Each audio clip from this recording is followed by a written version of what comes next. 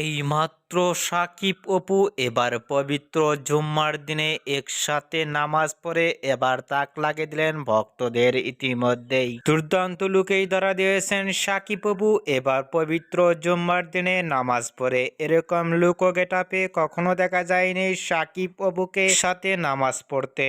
সাকিব অপুকে এবার জুম্মার দিনে একসাথে নামাজ পড়ার লুকো গেটাপ দেখে ইতিমধ্যেই সোশ্যাল মিডিয়ায় আলোচনায় ট্রেন্ডিং দেখা যাচ্ছে সাকিব অপুকে নিয়ে। সাকিব অপুকে এবার নতুন স্টাইলে দেখা যাচ্ছে। ইতিমধ্যেই পবিত্র জুম্মার দিনে একসাথে নামাজ পড়ার লুকো গেটাপ দেখে ইতিমধ্যেও ভক্ত ও শুভাকাঙ্ক্ষীরা অবাক হয়ে পড়ছেন অপবিশ্বাসকে দেখে।